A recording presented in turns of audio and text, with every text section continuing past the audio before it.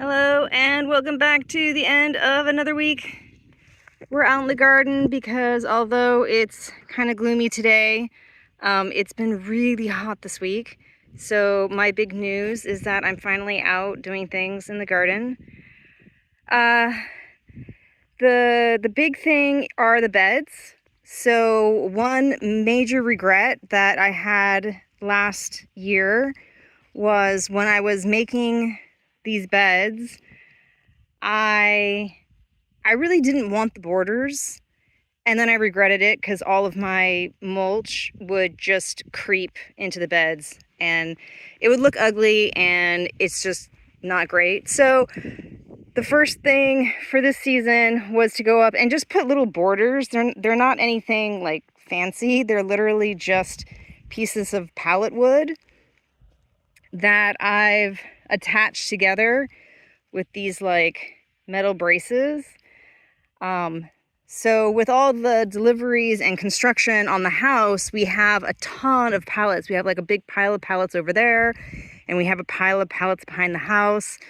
So yeah, I just deconstructed the pallets, which definitely takes a lot of time. And if I wanted to buy wood instead, I would totally go that route.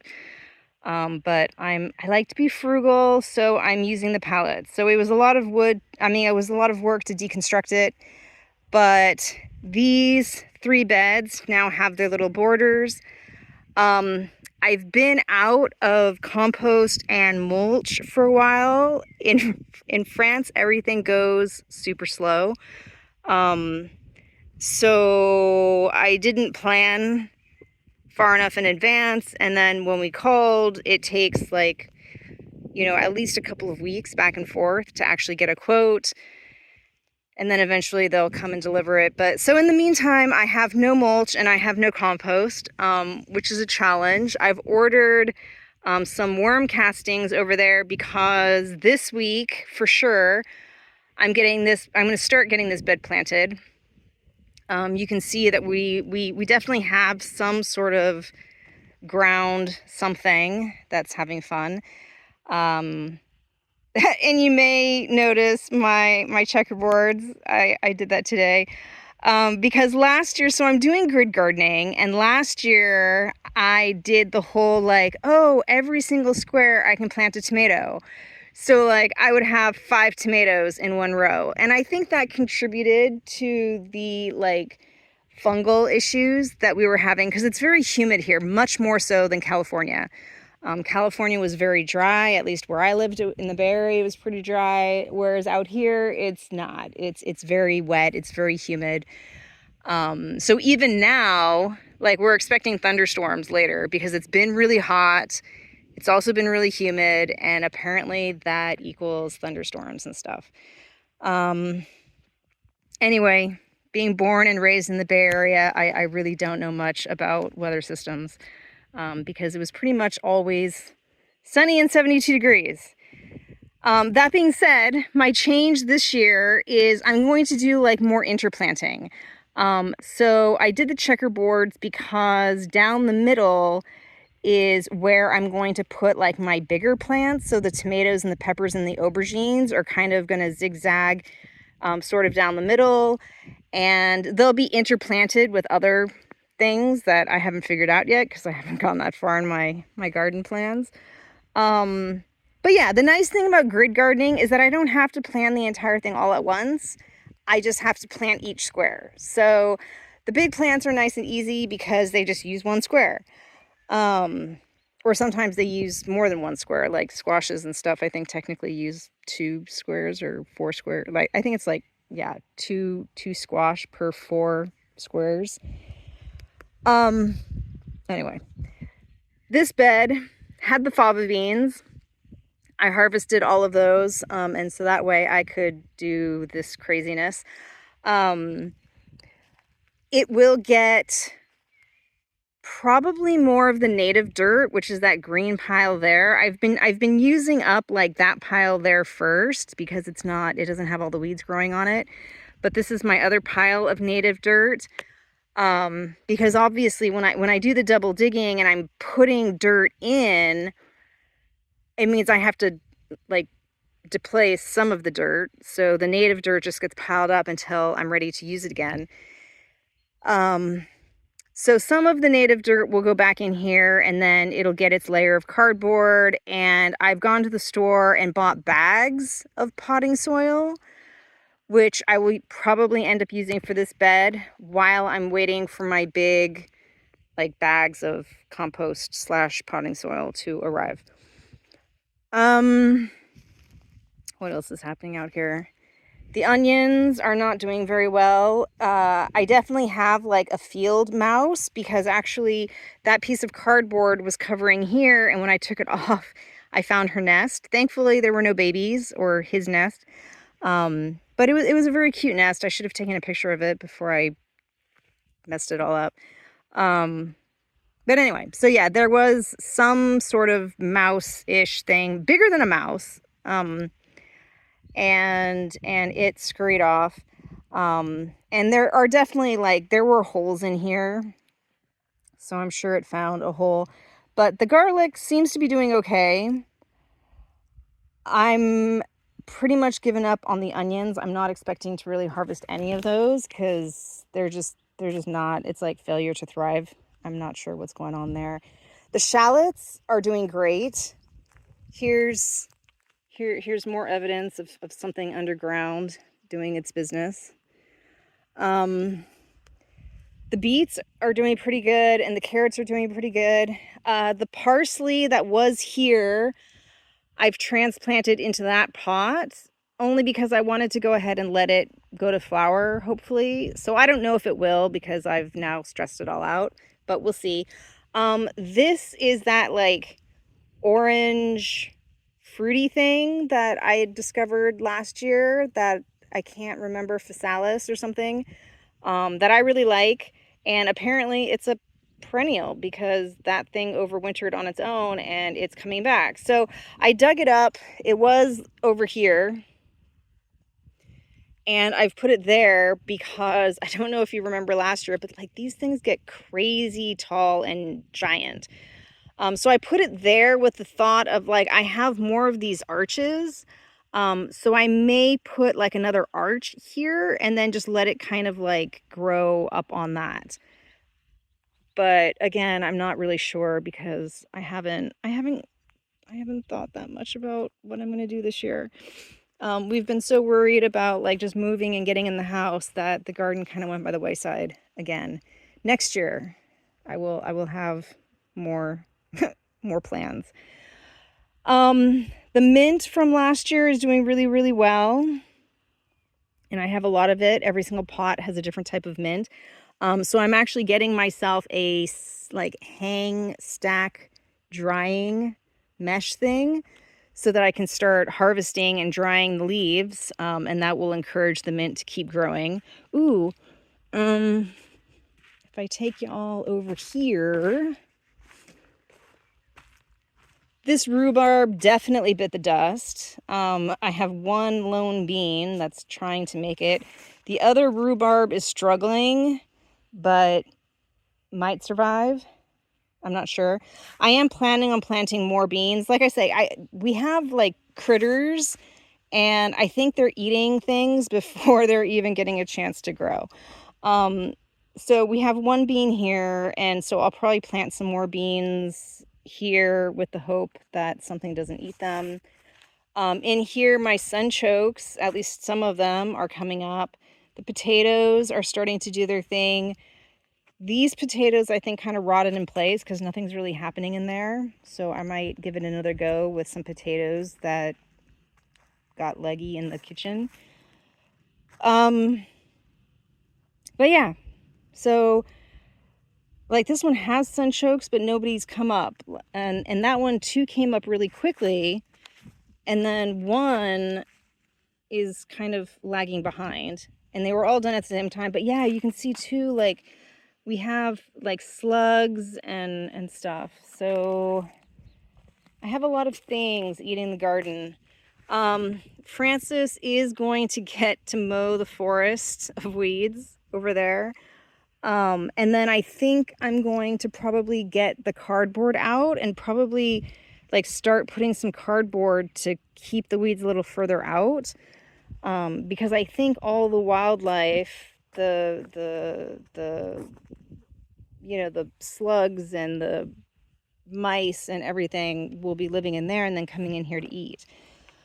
So yeah, there's a lot of evidence of stuff happening, but the potatoes are looking good. And I saved all of this pine stuff from the juniper branches, because they're kind of cool looking and I wanted to use them in the garden.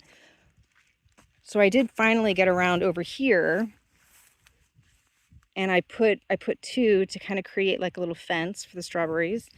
But yeah, we actually have some strawberries, which is awesome. Not a lot, but yeah, you can see even on the strawberries, somebody's going to town and eating them before we can eat them. But yeah, you know, out in the country, it is what it is. This, I swear, we just mowed, like, I don't know. Well, it's probably been like a month by now, but it grows really fast. Some of my seedlings got attacked, probably by slugs. So we are expecting kind of a stormy evening, well, next 2 days. So I'm doing this as a test. I want to see, I'm hoping it doesn't, but I want to see if the wind will pick up this table and topple it over. It very well might, which would suck, but it's an experiment. So I'll experiment, I'll risk it and see what happens. If it doesn't topple it, then I'm thinking about leaving it there, because I can potentially put like slug traps along the legs, and then there's pretty much like no other way, hopefully, that they can get up onto the table. I had them over here to protect it from the wind, but I think they were like, you know, once they found them, I think they were basically crawling up the wall and then in to eat the little tiny little ones. So yeah, a lot of my smaller ones are no longer. The tomatoes I'm going to hopefully get planted soon. And this is just a bunch of, yeah, my plant experiments. My amaryllis from last year has decided to come back. But again, it's being eaten. So yeah, the slugs and the snails are brutal this year. And I really need to think about what to do. This is kind of cool, because these are actually apples that I decided to plant from seeds. Like, I don't even know what kind of apple I ate, but I ate an apple and I saved the seeds. And so yeah, this is the best one. I had some citrus ones as well, but they must have died. I don't really take super good care of the plants out in this area. It's more of just like for fun. This is where I do all the like cuttings. Whenever I have to trim something in the yard, I'll like just stick in the dirt over here. These I did plant. I don't know what they are, because the mice got into my seeds, and like basically I had a bunch of different seeds at the bottom of something. So I was like, oh, I'll go ahead and plant it. But yeah, you can tell it's being devoured by something. Someone's missing a whole leaf. But yeah, this one's pretty. That just literally popped up kind of overnight. I pruned the rosemary the other week, and so these are all the bits that I just stick in the ground and see what happens. And this is the wisteria that I had to prune from the other side of the house last year. And it's doing pretty good, actually. I mean, again, it's being devoured, but yeah. springtime though, everything's waking up and coming to life. Nothing much is happening inside. We got the oh yeah, we got the projector back. So we watched Dune 1 and 2, which was great. So if you haven't watched it, I definitely recommend it. And I'll throw up a photo of the worms that I've been finding in the garden. I'm always concerned because, so when we moved in way back, and if I find some pictures, I'll throw them up. But like, yeah, way back, this whole area was basically abandoned, overgrown. They were using it to dump their trash. It had, rocks and nets and wires and pipes and just like all kinds of crap. So it's been a lot of work just getting it this far, and sometimes I get tired and a little depressed because I feel like I'm redoing everything over and over again. But yeah, I mean, if I had to do it again, I definitely would have put borders on last year, and I definitely would not have used the weed block stuff there. This weed block is like plastic, and it's not like I'm not using it permanently in the yard. It's really just a temporary stopgap to keep the weeds down as I work. So I'm actually going to probably be taking like this aisle and the rest of the aisle over there off, and then maybe I'll repurpose the plastic over along the area over there to start prepping for the chicken area. Similarly, I had like over by the potatoes, I took up the plastic that I had put down over there and replaced it with cardboard. And then I was able to move it over here. And so now, it's going to do its thing with kind of keeping the weeds down. And as I make it more permanent, I'm moving to cardboard. So basically, as soon as I get my mulch delivered, I will be remulching like this area that I've already done, which unfortunately has this like more fabricy weed block. And I'm not going to take the time to remove that. Like, it is what it is, and I wish I hadn't used it, but I did, and I'm not going to undo it now. But moving forward, I'll use cardboard instead, because it's just so much better. And then if you decide you want to do something later, like something else later, like it just decomposes. And it goes into the dirt, so it doesn't really matter. Whereas like here, I wanted to make these beds ever so slightly wider,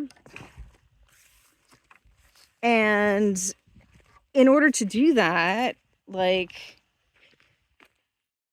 I had to dig. I basically had to like cut the fabric, and then for whatever reason, I had put the fabric way down to try to keep the roots from coming in through the sides, which was also a mistake, because even when I tried to pull it out, like now it's so far down that it's pretty much impossible to get up. So over time, yeah, I'm gonna, keep trying to remove it and use cardboard instead. But in the meantime, it is what it is. Like I was saying earlier, when I get the mulch, I'll be remulching all of the areas that have already been mulched. And I think maybe I'll start working on the fourth bed over there, but I might not, because ultimately I'm not going to be planting it right away. To be honest, like I don't even know what all I'm going to be putting in that bed or this bed. And then these were all planted in like last autumn. So apparently like the garlics are probably going to be ready by the beginning of the summer. So once yeah, once I end up harvesting everybody in here, like I don't know what I'm going to be doing with this bed. And unfortunately, the reason for that is that I'm basically a carnivore and I eat a lot of meat. And I also eat a lot of cheese. So neither of those grow in my garden. Um, and what we do eat, like what we do cook, we use a lot of garlic and a lot of onions and carrots. So those are kind of the ones that I'm gonna try to focus on. I do drink a lot of tea, so that's kind of where the mint comes in because I really like mint tea, and I was like, oh, I'm gonna try to make my own tea. Francis really likes potatoes. They're not great for me, but that's why I'm starting with the potatoes. So at least he can cook with potatoes. And the sunchokes apparently are very similar to potatoes, except for they're less carby. So for my diabetes, I choose like to eat very few carbs, which is part of why I eat a lot of protein and fats instead. I'm basically on a keto diet, which should include a lot more vegetables than I'm eating, but I haven't really found a lot of vegetables that I like. Anyway, I digress. Nothing much has happened inside, so I'm not gonna even bother going in there. Francis's big pain in the butt this week was our door out here. So, yeah. He asked me if I came out the door, and I said, yes, I came out the door, meaning my door, which is over there, because I never use his door.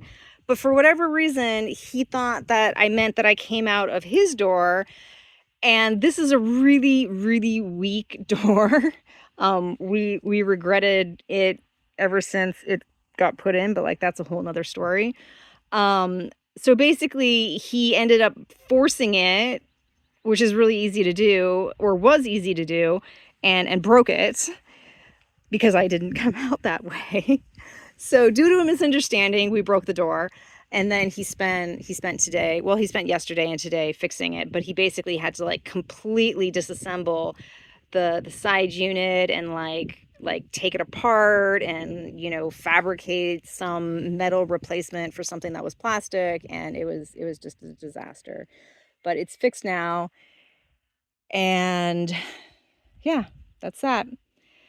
So I think that's it for this week. I kind of rambled. Sorry about that. But yeah, I hope you had a good week, and I will see you next week. Bye.